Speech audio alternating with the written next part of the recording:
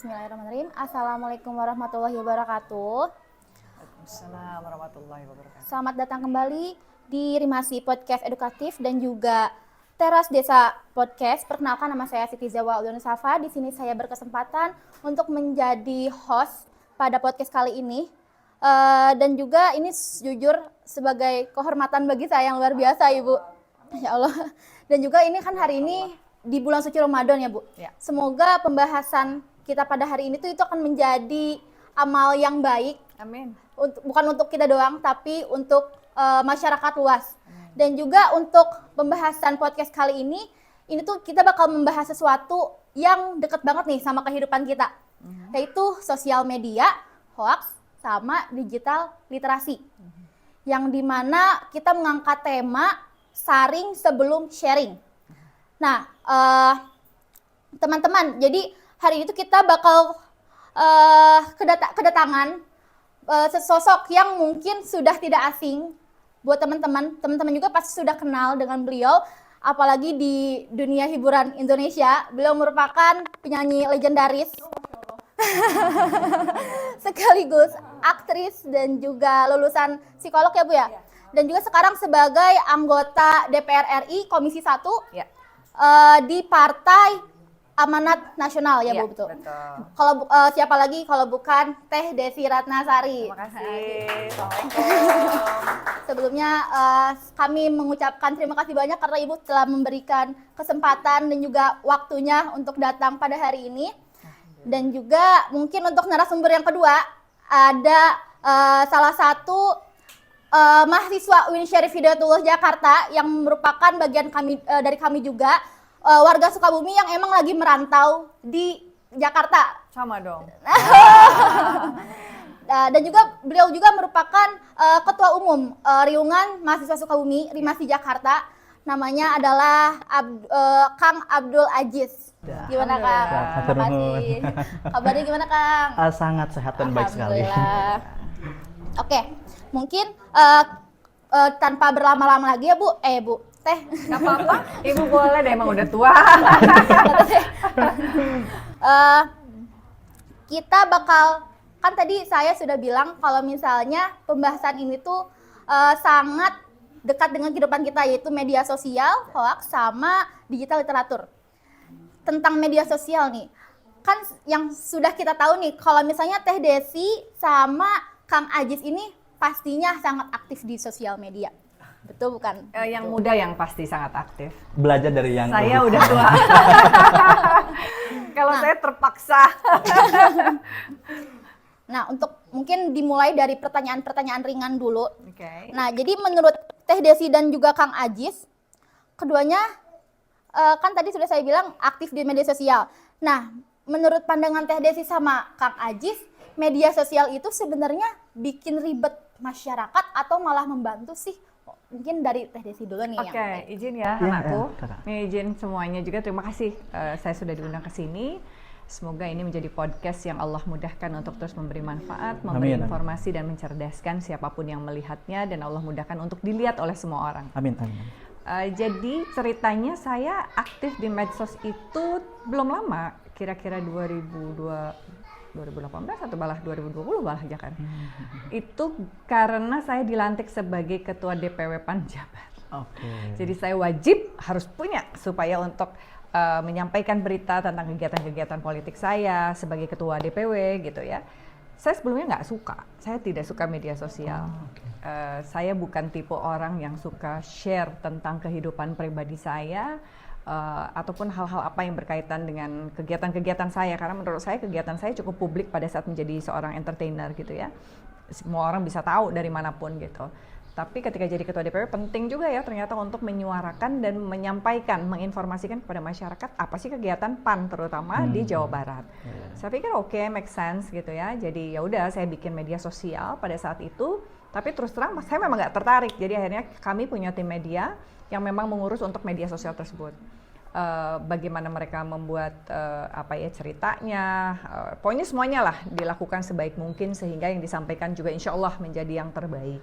Sama seperti saat ini juga kegiatan saya kalau di Sukabumi sebagai wakil, alhamdulillah wakil orang Sukabumi gitu ya, Allah percayakan, masyarakat juga mempercayakan, Allah mudahkan. Ada tim media saya yang pakai seragam kan gitu, kalau tadi ngelihat mereka bawa kamera, bawa HP dan kawan-kawan. Nah itu adalah tim media yang kalau saya ke Sukabumi saja. Tapi kalau di Jakarta saya pasti saya nggak suka diintilin.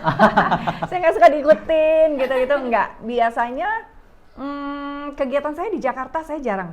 Jadi mungkin kalau lihat di media sosial saya nggak pernah terlihat kalau saya masuk ke ruang rapat, saya masuk apa. Tapi bisa melihat dari media sosial orang lain saya ada. Biasanya tuh di tag sama teman-teman gitu. Hanya seperti itu. Saya dan putri saya tuh alhamdulillah Allah tidak memberikan rasa senang untuk bisa di dalam dunia media sosial untuk terlibat daily gitu ya. Daily itu maksudnya setiap hari kita update, setiap hari kita posting gitu. Atau enggak apapun yang terjadi, aku lagi jatuh, ini sakit gitu misalnya. Itu kami tidak suka gitu. Alhamdulillah Allah mudahkan hal itu. Jadi yang penting-penting aja itu pun biasanya saya lebih banyak collab. Oleh karena itu biasanya tim media saya yang di Saung Aspirasi, Teh Desi, udahlah nggak usah nyuruh-nyuruh saya posting, saya bilang saya collab aja, tinggal ngeklik. Pasti semuanya collab kalau dari IG-nya saya. Berarti sosial media itu sangat membantu mungkin setelah Teh Desi. Kalau konteks membantu, dari sisi positifnya membantu untuk menyampaikan apa yang menjadi kegiatan saya karena saya sebagai wakil rakyat.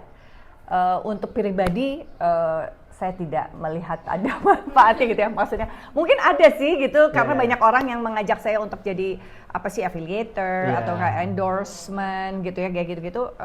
But I don't have that kind of feeling yang I'm not get into it gitu. Saya nggak punya perasaan ini kayaknya rezeki, ayo bisa ambil gitu, enggak. Karena saya udah ngebayangin itu pasti harus bikin IG story setiap hari, harus bikin konten setiap hari, harus ini, that's not me gitu. Jadi sisi baiknya ya sebagai wakil rakyat ya penting untuk menyampaikan apa yang saya kerjakan karena itu kan amanahnya mereka gitu ya. Jadi mereka harus tahu apa yang saya kerjakan gitu. Tapi kalau pribadi saya pilih enggak.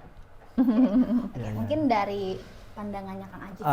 Izin mungkin dari kalau dari Aziz mungkin kalau media sosial itu bisa bikin ribet atau malah membantu, itu tergantung individu itu menggunakannya seperti apa gitu. Terkadang ada juga yang memang orang itu membutuhkan sosial media untuk personal branding kah gitu, atau mungkin untuk mencari pundi-pundi uang gitu Ibu ya. Jadi yang akhirnya cara mereka untuk mencapai tujuan dengan adanya jembatan media sosial itu bisa tercapai begitu.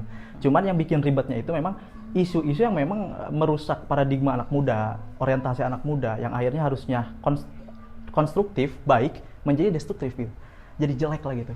Ya, ini pentingnya juga edukasi dari mungkin pemerintah ataupun orang tua dan juga lingkungan sekitar tentang bijaknya dalam menggunakan media sosial begitu, supaya tidak menjadikan hal media sosial ini ke arah-arah yang negatif. Begitu sih mungkin. Mungkin tadi kan saya sudah mention kata ribet dalam media sosial ya Bu. Ya Teh. Nah di media sosial itu kan banyak banget berseliweran hoax-hoax, informasi-informasi yang belum tahu kepastian itu kayak gimana.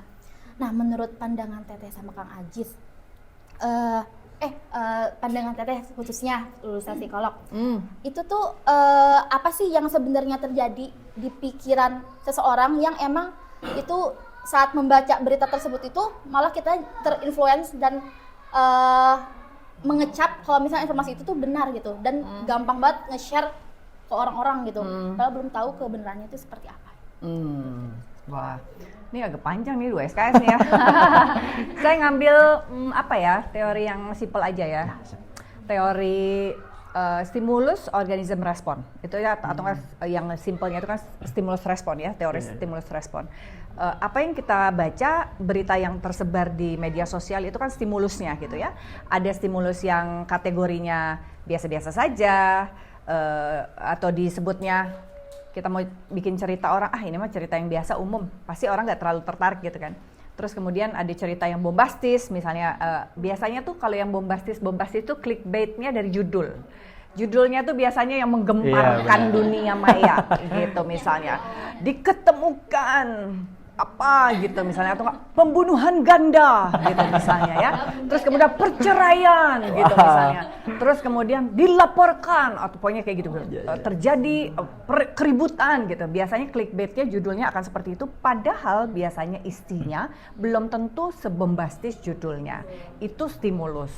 Kemudian bagaimana kita sebagai manusia ataupun individu ataupun orang, organisme yang kemudian terlibat untuk memberikan respon terhadap stimulus tersebut. Sebelum dikasih respon, apa yang terjadi tadi pertanyaannya, yang sesungguhnya terjadi adalah yang paling pertama, kita itu kan ada momen di mana kita berpikir, di mana kita merasa gitu kan, di mana kita kemudian merespon hal itu dengan memilih beberapa perilaku, sikap, keputusan, lisan, apapun itu yang terjadi dalam diri kita.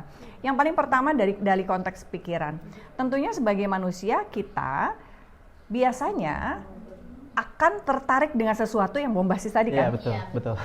Scrolling, gitu kan. Emosinya tuh bisa yang emosi, masa gitu kan, atau emosi marah sekalian karena misalnya berita tersebut terkait dengan diri kita pribadi gitu ya, atau berurusan dengan orang yang kemudian berelasi dengan kita gitu misalnya ya, walaupun itu mungkin nggak yang bestie banget gitu misalnya, ini dia, kenapa ini, gak bisa gitu misalnya ya, itu emosinya ya. Terus kemudian attention dengan clickbait, lalu kemudian dia mereaksi emosi itu bisa terjadi karena marah. Kalau marah biasanya karena berkaitan dengan dirinya, kalau sedang-sedang saja atau kemudian dia pengen disebutnya tuh tuturut munding kalau kata orang Sunda. Orang lain juga pada marah nih kalau aku ngelihat komennya, aku juga harus marah gitu. Bisa jadi itu karena mungkin terkait dengan keyakinan dirinya, dia pernah mengalami hal itu, kemudian emosinya juga tercetus untuk kemudian ikut marah misalnya. Atau karena dia sering banget ini nggak terkait sekaligus emosinya, dia mungkin bisa jadi orang yang karena sering ngelihat hal yang bombastis, dia jadi nggak peduli. Biasa kayak begini gitu. Menilai sesuatu yang bombastis itu menjadi sesuatu biasa karena dia sering ngelihat yang bombastis gitu dari pengalaman kehidupannya. Emosinya menjadi datar, dia nggak peduli gitu ya. Lalu kemudian respon orang seperti apa sih?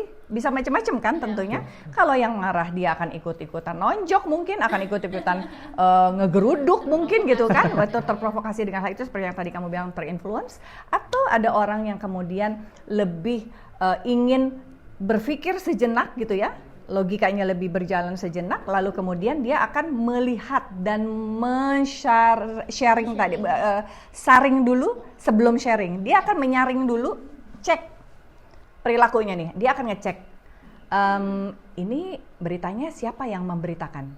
Mau itu situs resmi, misalnya pemerintah pasti ada tulisan .go.id misalnya, ataupun dari situs tertentu yang bukan government gitu ya, bukan pemerintah, pasti dia harus bisa mengecek hal itu. Pasti kalau diklik www apa gitu, diklik pasti akan keluar kan aslinya gitu. Tapi kalau yang hoax biasanya tidak akan kita telusuri, tidak bisa kita verifikasi penelusuran siapa ataupun mana pihak yang memberikan informasi tersebut.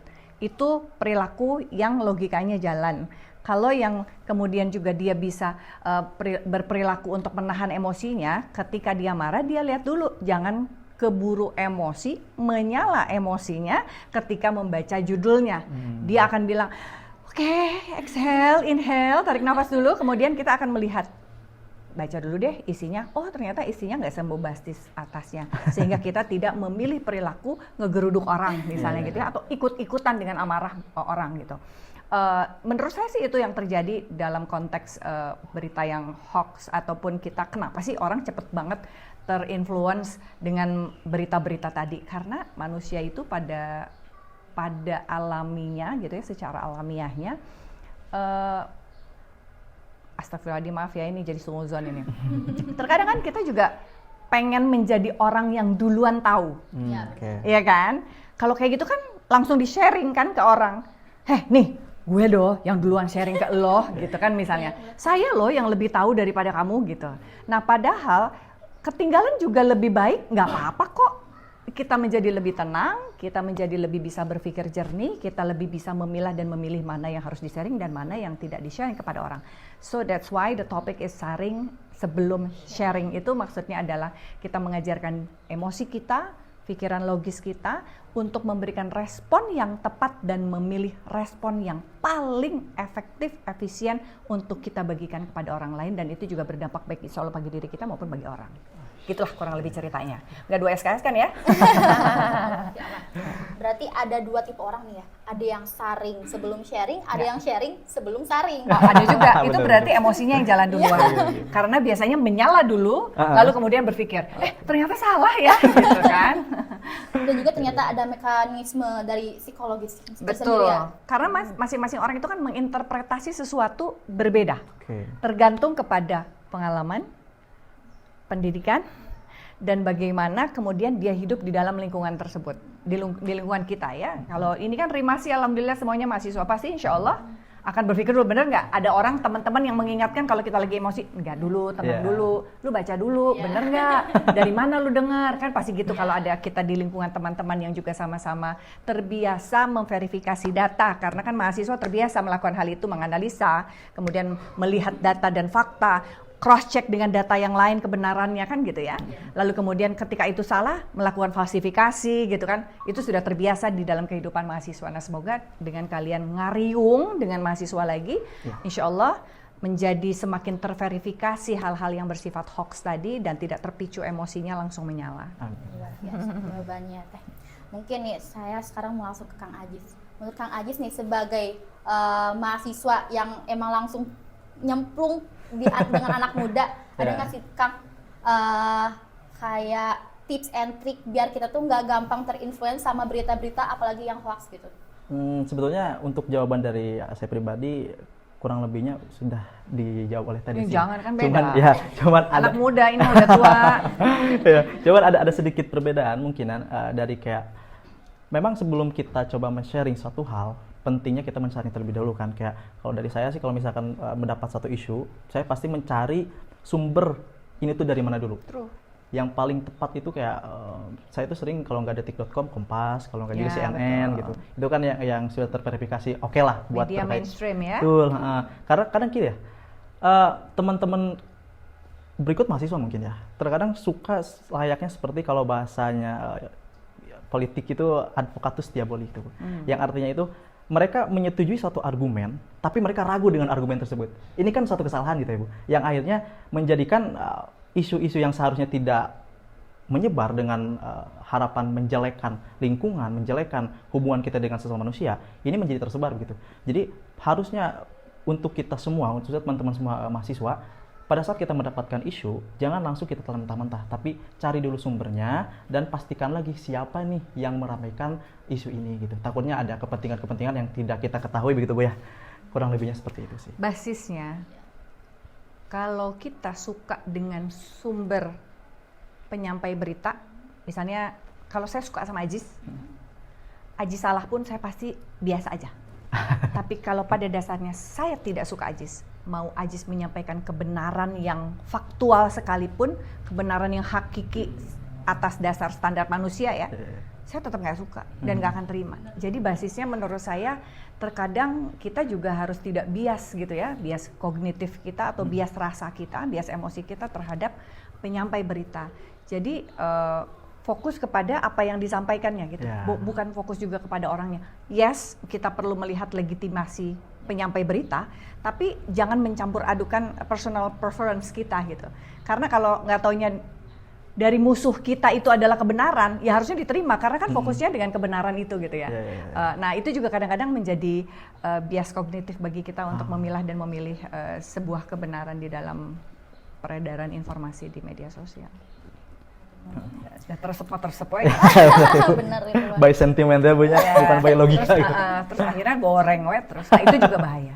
Tadi juga kan ada tipe orang yang gampang terinfluence, dan itu tuh sebelumnya berarti dia nggak sharing dulu dong, nggak saring dulu, jadi nggak cari dulu informasinya, nggak searching biar tahu kebenaran itu kayak gimana. Berarti itu bisa dibilang kita nyangkut ke digital literasi. Nah menurut Teteh di Indonesia ini khususnya anak muda, gimana sih kondisinya digitalisasi literasi di Indonesia? By data survei, saya tidak melakukan survei ilmiah tentang hal itu, tapi by data yang disampaikan oleh Komdigi, di mana itu adalah mitra kerja kami di Komisi 1, tentunya Komdigi saat ini selalu melakukan program-program literasi digital di semua lapisan masyarakat, disesuaikan dengan target audiensnya, bagaimana cara memberikan edukasinya gitu ya, itu yang kami tahu sampai detik ini sih ya. Dan itu juga saya lakukan bersama Saung Aspirasi Teh Desi, di mana mahasiswa menjadi narasumbernya untuk kemudian bisa menyampaikan literasi digital tersebut kepada masyarakat umum. Jadi nggak sama-sama mahasiswa lagi gitu nyampeinnya, tapi ke ibu-ibu, ke bapak-bapak, atau ke masyarakat umum lah gitu ya. Menurut saya ilmunya tuh Indonesia tuh udah banyak, program pemerintah udah banyak memberikan dan menyampaikan apa yang harus dilakukan dan tidak boleh dilakukan, bagaimana cara menyaring, bagaimana kemudian mendeteksi dan kawan-kawan dan sebagainya, sampai urusan pemerintah men-take down segala sesuatu yang bersifat tidak baik akibatnya bagi masyarakat. Tapi ya itu, ketika satu di-take down, 1000 muncul gitu kan, biasanya kayak gitu. Nah oleh karena itu kita sendiri yang harus kemudian bisa men-take down, tidak secara teknis tentunya, tapi men-take down hal itu untuk tidak masuk di dalam otak kita, tidak masuk dalam pikiran kita, dan tidak masuk dalam mata kita, ya udah lewat aja gitu, skip aja gitu. Itu yang paling pertama. Yang terpenting sekali menurut saya, ilmu ataupun program pemerintah yang diberikan bekerja sama dengan anggota DPR gitu ya, khususnya di Komisi 1 itu kepada masyarakat tidak akan bermanfaat jika masyarakat sendiri tidak mempraktekannya. Jadi cuma lewat doang. Misalnya sharing sebelum sharing ya, aku scrolling gitu, sama aja bohong gitu. Jadi menurut saya yang perlu dikuatkan lagi adalah kolaborasinya tidak hanya dalam konteks keduniaan ilmunya, tapi juga dikaitkan dengan kehidupan ukhrawinya atau akhirat gitu ya. Jadi sok anggap we ari hoax ada atuh, naon bedana jeung fitnah sarua we gitu kan. Nah itu juga harus dikaitkan kepada masyarakat tertentu atau melibatkan tokoh agama juga, sehingga itu menjadi daily life kita. Hey, kita itu sebenarnya banyak banget loh tiap hari dengan ngagibah dina medsos, urang komen kabatur nyeri hatekeun batur, kan dosa satu itu teh gitu. Menurut saya berapa banyak titik-titik dosa yang kita buat di dalam buku catatan amal kita itu lebih banyak melalui media sosial. Bisa tadi kan bilang bisa manfaat, bisa mador, tergantung pada pilihan kita. Nah itu juga harus disampaikan, nggak cuma sekadar kalau mahasiswa pasti cepet lah, udah biasa kan. Nggak boleh ini ya, deteksi kayak tadi tuh disampaikan oleh Ajis, cek pasti. Tapi buat orang dewasa ataupun gen kolonial gitu ya, yang seperti saya ini kan dages haroream atuh boro-boro arek verifikasi berita di mana.go.id naon ieu teh gitu, www naon sih teu ngarti oge gitu kan. Bukannya mengecilkan mereka, tapi mungkin mereka sudah tidak pada posisi untuk punya waktu dan energi untuk mau melakukan verifikasi hal itu. Nah ada segmen masyarakat yang kemudian kita harus bantu hal itu. Lebih baik nggak usah sekalian ari loba madorot mah teu kudu bae pohokeun, teu kudu hayang pipilueun gitu. Contoh punten pisan. Saya tuh melihat ya sekarang ini di media sosial banyak sekali orang-orang yang dengan mudahnya kemudian memvideokan dan mempostingnya. Dan itu menjadi sumber berita untuk berita di mainstream. Walaupun berita mainstream saat ini jurnalis yang mainstream melakukan verifikasi tentunya sebelum mereka menayangkan hal itu. Namun kan betapa mudahnya orang kita ini bisa menjadi jurnalis sebetulnya. Tapi apakah kita sudah punya kode etik jurnalis kah? Atau kita sendiri sudah punya tanggung jawab? Kemudian mana yang boleh ditayangkan, mana yang boleh orang di media mainstream aja kalau ada aturan kan? Kalau memberitakan hal yang bersifat mengerikan, tidak bisa dilihat oleh anak-anak, di blurring gitu kan istilahnya. Kan di media sosial orang pribadi mah langsung diposting ke orang. Nah itu kan tanggung jawabnya lebih luas sesungguhnya. Nah inilah kemudian menurut saya yang harus diajarkan gitu kepada semua orang, karena saat ini semua orang bisa jadi jurnalis ya. Itu yang sedang kami lakukan juga di Panja Ruang Digital di Komisi 1. Itu juga yang sedang dilakukan di revisi Undang-Undang Penyiaran. Kita ingin masuk bahwa Undang-Undang ITE tidak cukup hanya berbicara tentang siapapun bisa jadi konten kreator, siapapun bisa menjadi jurnalis gitu, tanpa kemudian belajar tentang bagaimana etika untuk menyampaikan apapun yang kita beritakan dalam kehidupan kita sehari-hari gitu. Jadi menurut saya mah kumanya ilmunya udah ada, sok atuh praktek gitu. Dan praktek itu harus konsisten. Nggak bisa hanya cukup sekedar podcast ini juga kalau terus menggaungkan harus terus berjalan supaya tidak hanya nempel tapi dipraktekkan, karena mengingatkan itu juga penting gitu ya.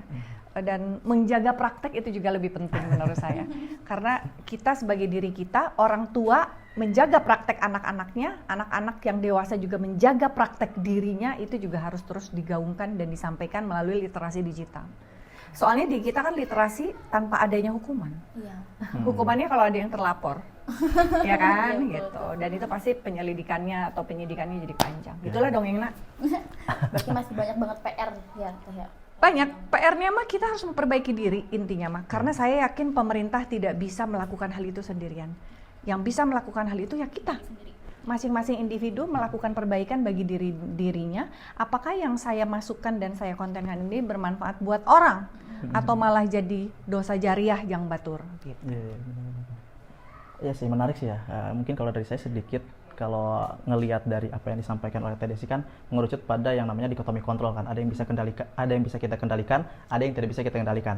Yang tidak bisa kita kendalikan ya faktor eksternal, kayak respon orang lain dan lain sebagainya. Respon kita bisa kita kendalikan, termasuk dari literasi digital itu. Ini sebetulnya bisa menjadi jembatan supaya kita bisa jangan terlalu banyak skincare, tapi perbaiki brain care gitu ya. Begitu ya. Ya. Heart care also.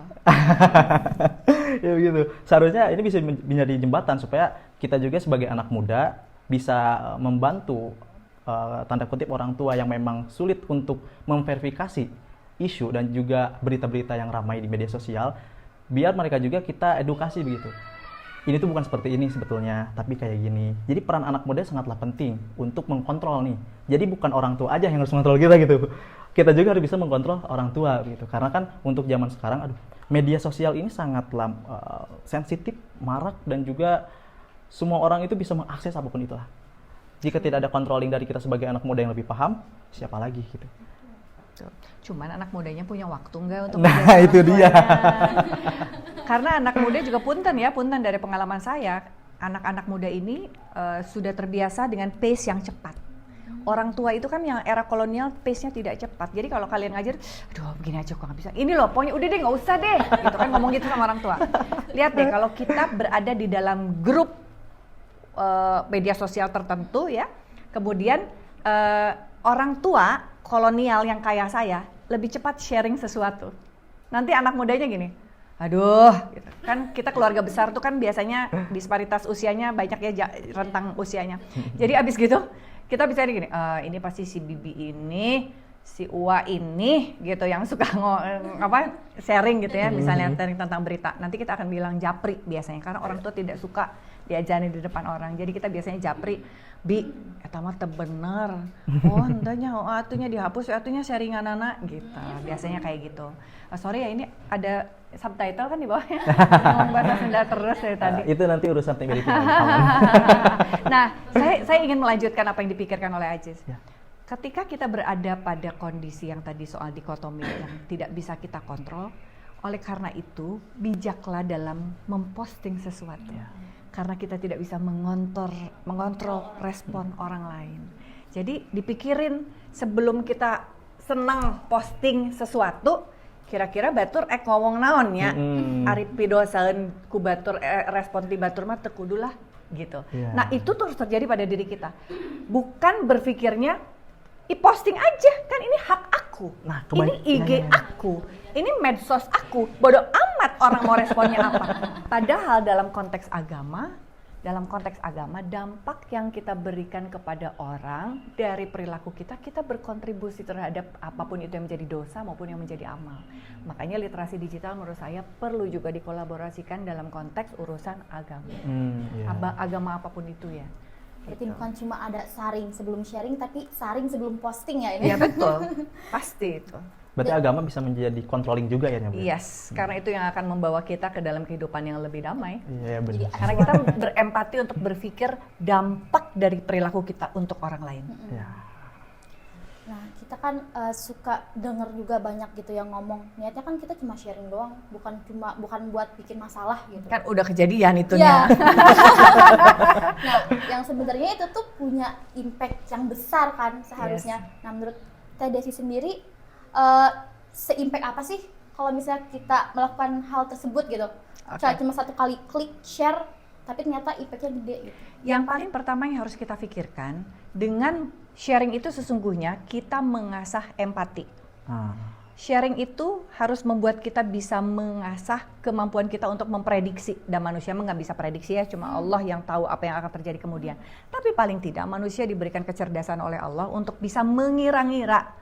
Kalau kita pakai baju ini, orang mikirnya apa ya? Misalnya ya, mau taraweh, pakai you can see. Ada mungkin di taraweh di masjidnya ada aku mau. Terus mau diposting kan misalnya. Ini baju kekinian aku mau taraweh. Misalnya tren baru. Sok kira-kira kumaha cek batur. Ada tidak mah sholatna daek pakai mukena. Pakai mukena tapi inditna pikiraneun batur kan gitu. Nah, sebelum kita posting, kita itu kan berusaha untuk memprediksi. Kira-kira orang akan mikir apa ya kalau saya pakai ini dan saya posting, saya mau terawih nama dia pakai baju itu ada ditutupan ku mukena. Tapi kan orang mikirnya bisa macam-macam. Komennya brut, gelo sugan jelema teh, edan sugan misalnya. Itu bukan pikiran ya, iya sugan awewe teh cenah. Nah, komen-komen orang yang seperti itu kan kita berkontribusi mencetuskan, memberi stimulus kepada orang dan membuat orang berinterpretasi yang negatif kepada diri kita padahal kita benar pakai mukena. Gitu misalnya. Nah, oleh karena itu kita harus bisa mengasah kemampuan kita untuk memprediksi tadi atau mengira-ngira. Kira-kira orang akan responnya apa ya? Kalau kira-kira pidosaeun, orang jadi ngomongnya jelek terhadap stimulus yang kita berikan, nggak usah diposting. Yang posting pakai mukena aja. Gitu. Oh, alhamdulillah. Mau itu juga pasti ada bilang ria gitu. Bisa juga pamer, pupujian gitu bisa juga. Atau mengasah empati kita. Mengasah empati kita ketika kita mendengarkan misalnya ada teman kita yang bercerai, anaknya dipukulin misalnya. Kita maunya tuh ngebantuin dia untuk kemudian sharing, tolong dong, ini temanku yang perempuan tidak bisa berdaya. Sok dengan saya sharing ini siapa tahu ada orang, ada polisi yang datang, ada LBH yang mau bantuin misalnya. Bagus kan niatnya? Tapi dampak buat dia dan anaknya boting eraeun. Kita mengasah empati kita. Niat saya nolong baik. Tapi dampaknya buat dia gimana ya? Dia malu nggak ya? Anaknya nanti diomongin apa ya? Dia malu nggak anaknya juga? Dampaknya pada ibu dan anak bisa beda loh. Sama anak mungkin dampaknya bisa jangka panjang. Naudzubillah ya, zaman sekarang banyak orang yang ngerasa orang tuanya pilih kasih, lalu kemudian astagfirullahaladzim, naudzubillah min zalik. Dia bunuh kakaknya, dia bunuh ibunya, dia bunuh adiknya misalnya gitu. Nah, itu kita berusaha untuk berempati juga ketika kita mau membantu, tapi dampaknya ternyata berbeda gitu sama orang. Niat baik kita tuh belum tentu juga sama hasilnya akan menjadi baik gitu misalnya. Nah, menurut saya dua hal itu yang harus kita penting untuk dipikirkan sebelum kita posting tadi. Jadi dampaknya apa? Pasti besar dan dampak pada orang lain berbeda. Karena dampak pada orang yang tidak bisa dikontrol. Satu hal yang tidak bisa kita kontrol, jadi kita yang mengontrol, mengira-ngira, dan memiliki empati yang tinggi tentang apapun yang akan kita sharing atau posting. Ya. Kalau kita nggak bisa kontrol orang lain, ya kita harus kontrol dari diri kita sendiri. Betul. Boleh contoh lain ya? Misalnya gini, kita mau bukber, ya kan? Mau bukber. Daharen. Gurame ya. Kan ini enak banget ya. Sementara tetangga kita yang ngelihat tidak punya makanan. Nah itu juga kadang saya tuh makanya saya jarang banget karena saya biasanya tuh kalau sama anak saya udah nggak usah dilihatin semua orang banyak yang nggak makan. Tersangkanya kita mau pamer, terus kalau pamer kita harus bagi-bagi. Punya duit banyak nggak kita mau bagi-bagi? Kan panjang itu kan perkiraan pikiran kita. Walaupun itu bukan tanggung jawab saya, bukan tanggung jawab saya di ujung dunia sana. Biarin aja kalau mereka nggak makan. Bisa kita juga memilih respon seperti itu atau pikiran seperti itu. Tapi kan kita manusia yang diberikan hati oleh Allah. Tentunya hati kita juga diasah untuk menjadi hati yang lebih baik gitu, yang berempati kepada orang-orang gitu. Jadi kalau kita bisa pamer makan, syukur-syukur kita juga bisa kasih sedekah makanan buat orang yang nggak bisa makan. Insya Allah aman, Allah jaga. Gitu. Nah jadi tausiah. Bulan Ramadan sekalian. Tapi emang sempat terjadi juga sih di pengalaman Ajis pribadi. Jadi waktu itu tuh Ajis lagi di sebuah makan gurame ya? Bukan. Bukan. Ini mie Medan yang di Medan, Warkop Medan. Oh, oke. Ya, beli. Lagi viral. Ya ikut-ikutan. FOMO gitu Bu. Diposting lah di WA. Ada yang komen Sunda teh kieu Bu. Saya mikir mun batur teu daang kumaha cenah. Di situ langsung kayak iya ya benar juga langsung dihapus itu. Jadi emang penting Empati Bu ya, empati dan Ya. simpati akhirnya. Kalau kalian punya empati, empati itu simpati belum tentu punya empati. Oke. Tapi empati itu lebih tinggi menurut saya, karena ketika kita berempati, kita bersimpati terhadap kesusahan orang dan kita tidak akan melakukan apapun yang menyakitinya, karena kita berada put our shoes in his or her shoes or their shoes, gitu kan? Oh iya ya, kalau saya jadi orang yang nggak bisa makan, nggak usah, ya udah. Kalau simpati kan kita kirimin aja makanan gitu kan. Tapi besok kita belum tentu bisa ngerasain. Tapi kalau empati itu lebih tinggi menurut saya tingkatan emosinya, karena kita ngerasain, berusaha untuk merasakan apapun yang dia rasakan gitu, dan menghargai hal itu sebagai bagian daripada kesakitan kita juga gitu. Jadi menurut saya kalau kita punya empati, memperkirakan pasti jarang posting. Pasti jarang posting. Berarti empati lebih dalam Bu ya? Iya, gitu. Jadi mari kita asah empati kita. Ya, ayo. Kita asah pikiran-pikiran memperkirakan segala sesuatu ABC, alternatif kejadian yang tidak bisa kita kontrol. Karena tidak bisa kita kontrol, berhentilah untuk posting yang nggak penting. Nah, betul. Secukupnya saja ya. Nah, mungkin sekarang saya punya studi kasus. Serem banget. Sekarang lagi marak-maraknya tentang LPDP sama MBG, makan bergizi gratis. Oke. Nah, mungkin saya mau langsung nanya dulu ke Kang Ajis, karena langsung nyemplung di dunia mahasiswa gitu. Menurut Kang Ajis, pandangannya kayak gimana? Terkait isu LPDP yang di dunia beasiswa. Kalau dari saya sih memang ya itulah, ketika ilmu tidak dibarengi dengan adab mungkin Bu ya, yang akhirnya memunculkan ego yang tinggi tanpa pemikiran yang logis gitu. Harusnya kan kalau misalkan dia tahu LPDP itu adalah bantuan dari pemerintah, etika yang betulnya kan dia tidak semestinya menjelek-jelekan pemerintah. APBN. Ya, kalau misalkan dia paham bagaimana dia harus beretika begitu. Ya itu dia, kenapa bisa terjadi hal seperti itu? Karena kurangnya itu dia empati dan juga etika, yang akhirnya hal tersebut bisa terjadi begitu. Justru saya sepakat dengan sikap yang ditunjukkan oleh Pak Menteri Keuangan, Pak Purbaya. Dia kan langsung memberikan sanksi, karena memang kalau dari MOU LPDP sendiri harus kembali. Ya harus kembali, dan juga kalau dia tidak kembali, uang itu dikembalikan dengan bunganya begitu. Betul. Jadi menurut saya cukup tegas, logis juga ya, karena itu memang seharusnya ditindak lah, jangan dibiarkan. Jangan sampai pemerintah ini dieksploitasi dan juga dicaci maki begitu. Harusnya bisa lebih bijak juga gitu kan. Sangat disayangkan lah. Kalau saya pribadi sih kecewa terhadap keadaan Indonesia boleh-boleh saja. Betul. Di negara manapun saya yakin ada kelebihan dan kekurangan. Tinggal kita mau berdoa aja pada Allah, mau ditempatkan di tempat yang diberkahi oleh Allah di mana gitu ya. Itu yang paling pertama. Yang keduanya menurut saya, apapun yang kita lakukan dengan finansial mandiri dan swadaya kita, bebas kita mau ngelakuin apa. Tapi ketika itu berurusan dengan orang lain, berurusan dengan APBN apalagi, tentu ada MOU tadi ya, kita dijaga oleh komitmen bersama, itu juga harus kemudian kita agungkan sebagai framework kerja kita, ataupun cara kita beradab, cara kita berakhlak, cara kita bersikap lah, itu juga menjadi framework kita kan di dalam sebuah konteks komitmen bersama gitu ya. Saya sih agak sedih juga gitu ketika ngelihat, karena baru kemarin saya ngelihat di salah satu mainstream berita, TV berita gitu, saya pas ngelihat apa sih nak gitu kan, saya kan nggak tahu karena kita kan mungkin media sosialnya dia di posting gitu. Oh ini toh yang LPDP gitu, saya bilang itu menurut saya sedih. Saya sebetulnya lebih banyak sedih ketika kita orang Indonesia tapi kita tidak bangga terhadap negara kita dan terhadap kewarganegaraan kita gitu. Itu membuat saya sedih. Contoh lain, ketika saya sekarang jadi anggota DPR, tentunya saya digaji oleh APBN, gaji dari pajak, walaupun saya juga membayar pajak gitu ya. Tapi tentunya itu akan memberikan langkah yang berbeda ketika saya menjadi artis, nggak ada urusannya itu sama APBN. Terserah saya mau posting kekayaan saya kayak apa juga boleh-boleh aja. Tapi kan sekarang sangat sensitif ketika saya memperlihatkan apapun yang saya pakai ataupun yang saya punya saat ini, karena orang pasti akan langsung berpikirnya, weh ngabur-ngaburin APBN. Itu padahal belum tentu juga. Saya masih membuka peluang finansial saya dari pintu keartisan saya misalnya. Tapi kan saya juga ngapain capek-capek saya ngejelasin.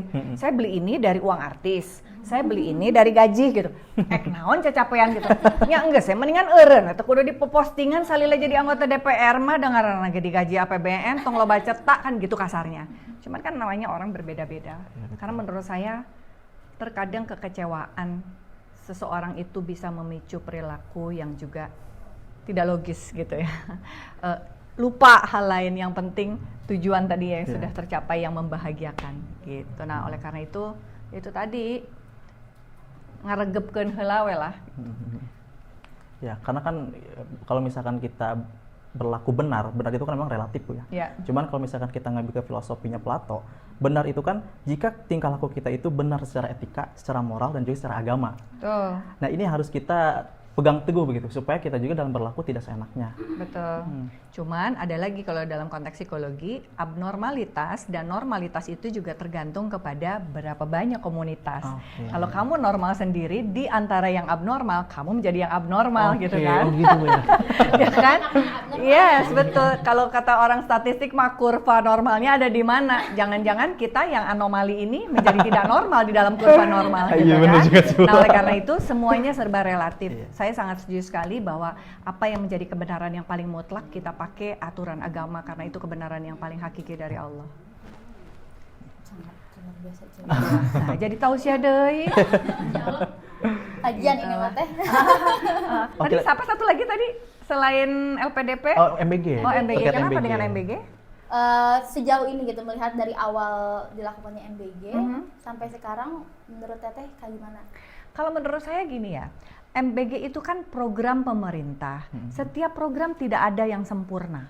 Bagaimana di perjalanan harus menyempurnakannya itu yang menjadi pikiran bersama. Karena MBG ini menyangkut pemberdayaan semua pihak yang belum tentu bisa memberikan dampak menyenangkan bagi semua stakeholder yang ada di dalamnya. Anu teresep yang meureun ngomongna embung, anu resep aman-aman gitu kan. Anu di tengah-tengah entahlah aku mah oke-oke aja kayaknya gitu. Nah, kita juga harus bisa menyaring hal ini semua. Gimana caranya kita mau mensukseskan? Sok benerin, sempurnakan yang nggak benar-benar supaya menjadi sempurna. Tidak perlu mencari siapa yang salah atas ketidaksempurnaan. Karena nggak ada orang yang suka disalahin. Oleh karena itu, sama-sama berpikirnya, gimana cara menyempurnakan? Oke, SPPG harus lewat sertifikasi. SPPG harus lewat standarisasi cleanness-nya. Oh, harus begini, standarisasi kualitasnya begini misalnya. Atau saya lebih suka lagi, ada orang-orang juga yang menilai bahwa mereka masuk kategori penerima, tapi kemudian misalnya sekolah melakukan konfirmasi bahwa kami tidak perlu mendapatkan MBG, itu menurut saya lebih bagus sehingga dia bisa dialihkan untuk yang lebih membutuhkan. Jika itu memang tidak tepat sasaran, supaya tidak terjadi kemubaziran. Da urang mah teu butuh da teresep da hareunana embong menuna, tapi diterima, kan itu sayang. Orang yang membutuhkan mungkin seleranya cocok gitu. Nah, menurut saya hal-hal yang seperti ini juga harus diverifikasi, dievaluasi secara terus-menerus sehingga insya Allah bisa menjadi suatu program yang memang alhamdulillah diterima dan alhamdulillah memberikan manfaat bagi semua orang. Nggak ada yang sempurna dan manusia mau yang sempurna. Betul. Kesempurnaan hanya milik Allah semata. Betul, tapi kita berusaha berikhtiar untuk memperbaiki.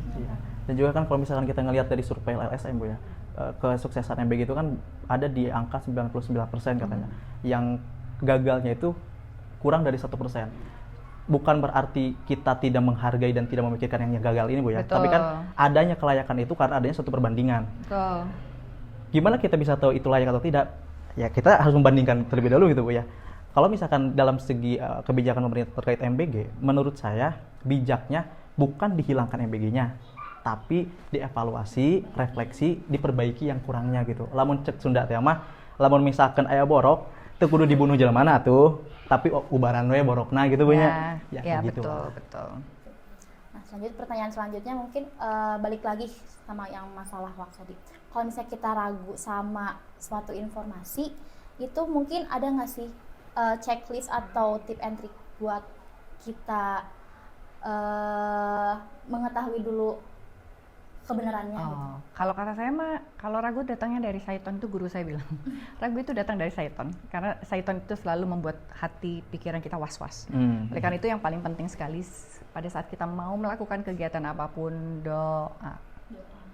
Doa naon mau ta'awud boleh, mau apa boleh, pokoknya ya Allah lindungi dari godaan syaitan, dilindungi dari was-was, dibisikan-bisikan yang membuat hati saya was-was dari syaitan. Doa sehingga pada saat kita medsosnya juga dibuka medsos nage mau was-was gitu. Dan niat nage niat mau ibadah, nyari ilmu, cari tahu, memperkaya pikiran kita. Yang Pak itu dalam konteks agama ya, dalam konteks keseharian tentu yang tadi kita sampaikan bersama. Cek siapa yang bikin berita. Cek siapa yang penulis beritanya misalnya, apakah mainstream atau tidak, itu juga bisa menjadi suatu hal yang langsung scrolling. Kalau mainstream dilihat, bener tuh. Tapi jangan percaya hanya dari satu media mainstream saja. Cross check dengan media mainstream lain, apakah sama memberitakan yang sama, dan cross check lagi dengan pemberitaan yang kita lihat di TV. Ya. Karena biasanya kalau media sosial itu very short. Makanya yang bombastis terus yang dimasukin, tapi background ceritanya enggak. Manusia membaca di media sosial sedikit, tapi seolah-olah taunya banyak. Tapi Bu, kalau misalkan yang udah masuk ke TV nih, muncul di TV itu sudah dipastikan valid apa enggak Bu? Kalau saya mau punten ya, ini mah pribadi ya. Ini tidak berdasarkan kepada teori tertentu yang tadi misalnya Aji sampaikan gitu. Kalau saya cek kalau itu bikin saya marah, cek kalau itu bikin cepat naik darah, cek kalau itu terlalu bombastis, kudu dipercaya, srek. Gitu walaupun itu mau media mainstream maupun enggak ya. Biasanya kalau akan itu menjadi suatu hal yang pembicaraannya yang kecenderungannya valid misalnya ya, pasti akan dijadikan sebagai dialog di TV. Menghadirkan semua ahli, narasumber, mau dari aspek sosial, aspek hukum, aspek apa, psikologi, ideologi segala macam dihadirkan, itu baru boleh menurut saya dipercaya. Gitu. Tapi kalau tidak dijadikan sebagai sebuah dialog ataupun program khusus yang dibicarakan, diperbincangkan, didiskusikan dalam semua sisi kehidupan manusia ataupun sisi keilmuan, saya biasanya nggak terlalu peduli. Apalagi kalau pendek. Saya biasanya media online saya jarang baca. Suka punten anu kasuhun. Saya mungkin era yang transisi, era yang baca berita koran, baca berita majalah dengan baca berita yang online. Jadi buat saya ketika kita membaca berita yang cetak ya gitu ya, majalah maupun koran, menurut saya itu mengajarkan kepada kita untuk menghargai hasil karya tulisan orang lain dan kecerdasan orang lain dalam menyuarakan pikiran pendapatnya terhadap sesuatu. Baik itu secara umum maupun secara lewat kolumnis, itu kan biasanya kan pendapat pribadi dengan fakta dan data lain ya. Nah itu mengajarkan kita untuk banyak vocabulary baru, banyak kosakata, banyak pemikiran-pemikiran baru, dan kita bisa mengadopsi ataupun belajar dari atau menginspirasi orang lain, cara berpikir orang gitu ya, kalau lewat cetak. Kalau yang online mah pendek begini, gimana aku mau mempelajarinya gitu. Makanya oke lah ada read more gitu, tinggal krek gitu kan, ngelihat ke bawah. Saya melihat kebanyakan, punten ya dari pengalaman saya, bisa koreksi kalau saya salah. Pengalaman saya biasanya mungkin karena saya pernah jadi anggota ketua DPW ya, jadi kan suka ngelihat tuh media online cuk langsung. Saya kan suka memperbandingkan dengan yang cetak, kedalamannya kurang. Ya kan, terus kemudian argumentasinya tidak terlalu dalam juga, terus kemudian saya akan ngelihat oh yang ini doang, yang penting-penting aja, tapi belum tentu bisa menggambarkan yang sesungguhnya. Itu dari pengalaman pribadi saya. Malah jadi adanya kesalahpahaman lah ya. Bisa jadi ada bias kognitif tadi atau bias konfirmasi tadi, karena biasanya orang kalau ada tambah bias konfirmasi, kalau cocok dia setuju, kalau nggak cocok dia sebel. Ya kan? Ngerti mah ngerti, yang nggak ngerti mah ya udah deh gitu. Ya gitu. Oke, mungkin ini ada pertanyaan terakhir.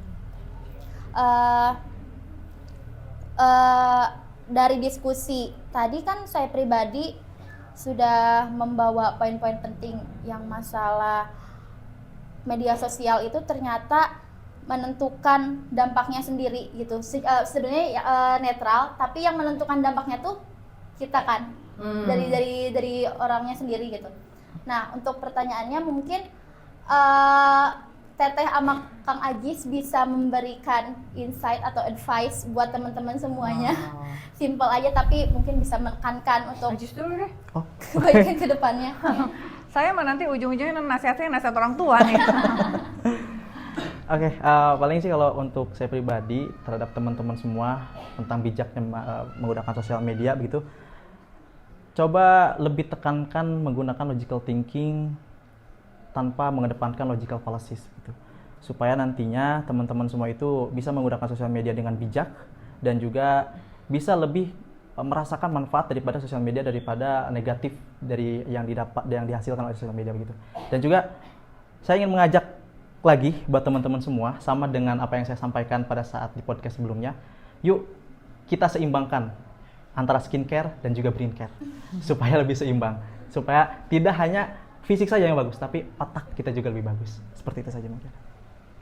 Kalau saya, ini karena saya orang tua ya, jadi bijaknya dalam bermedia sosial itu harus berpikir tentang tadi empati, harus berpikir tentang keikutsertaan hati kita gitu kan. Empati itu kan pakai hati ya. Jadi kalau hati kita baik, insya Allah perilaku respon yang kita berikan, insya Allah juga Allah mudahkan memberikan dampak yang lebih baik. Tapi kan kalau segumpal hati ini, daging ini hatinya juga buruk, ya yang nanti juga berdampaknya insya Allah akan buruk. Karena kan Allah bilang kejahatan yang kau lakukan akan kembali kepada dirimu sebagai kejahatan yang harus kau pertanggungjawabkan sendiri, dan kebaikan yang kau lakukan juga insya Allah akan kembali. Nah menurut saya itu juga penting. Kalau kita mempertimbangkan kolaborasi ilmu agama dan ilmu dunia, dan juga tentunya tadi mempertimbangkan ketika kita mau sharing itu baikkah untuk diriku, karena akan balik lagi ke diri kita kok. Burukkah ini gitu. Nah itu jadi menurut saya kita harus bawa ke kesadaran. Jadi awareness kita harus juga ditingkatkan supaya apapun yang kita lakukan itu, kalau awareness naik, kalau kata orang psikologi itu mindfulness, kita itu menyadari keberadaan kita saat ini, sadarin semua hal yang Allah ciptakan itu gimana, bermanfaatkah, kita udah lakukan apa sih yang bermanfaat untuk diri kita, untuk orang lain, dan ini lebih mendekatkan kita pada Allah nggak gitu, kayak gitu-gitulah. Mindfulness itu kan bisa urusannya ilahiyah dan juga habluminanas gitu lah ya. Nah itu tuh kesadaran itu tuh harus terus dilakukan gitu. Karena pada saat kita emosi, tadi kalau tadi dibilangin Ajis itu ya, skincare dan brain care. Jadi kalau saya hard care gitu.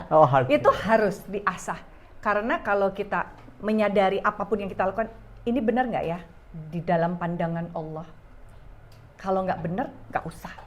Gitu. Jadi menurut saya kompleksitas Allah menciptakan diri kita ini yang paling penting, skincare boleh, tapi brain care juga harus punya, dan yang terutama juga heart care juga harus kita masukkan di dalam cara kita bermedia sosial. Ilmu baru berarti. Care, brain care, heart care. Masya Allah banget pembahasan kita hari ini, sangat luar biasa sih Teh. Mungkin dari sini saya bisa mengambil poin yang pertama tuh media sosial. Tadi saya sudah bilang juga kalau media sosial itu sebenarnya netral, yang membawa arus negatifnya itu ternyata dari seseorang yang itu sendiri. Lalu selanjutnya yang kedua tuh tadi soal hoax. Hoax itu ternyata bisa dikendalikan dengan cara sederhana, tapi harus konsisten.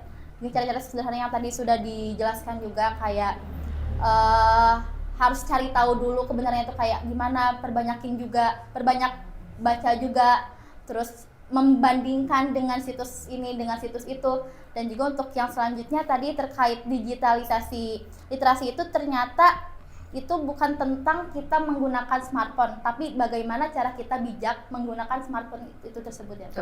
Masya Allah. Nah mungkin sini saya mengucapkan terima kasih banyak atas kehadirannya, atas kesempatannya Teh Desi udah sempat hadir, apalagi dari kesibukannya sebagai anggota DPR RI yang pastinya sangat sibuk sekali, dan juga apalagi di bulan suci Ramadan ini ya Teh ya. Dan juga untuk Kang Ajis, terima kasih juga sudah memberikan argumen dari sisi anak muda lah ya kita bilangnya. Jadi kita punya dua perspektif yang berbeda dari Teh Desi sama dari Kang Ajis.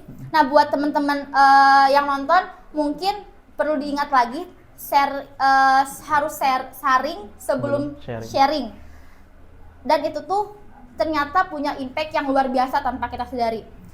Nah mungkin itu aja. Oke, terima kasih. semuanya semoga bermanfaat apa yang Amin, disampaikan dan ini insya Allah jadi anggota DPR selanjutnya. Amin, amin, amin. Aduh, Oke, makasih banyak, Ibu. teman-teman anu kasuhan semoga bermanfaat. Assalamualaikum.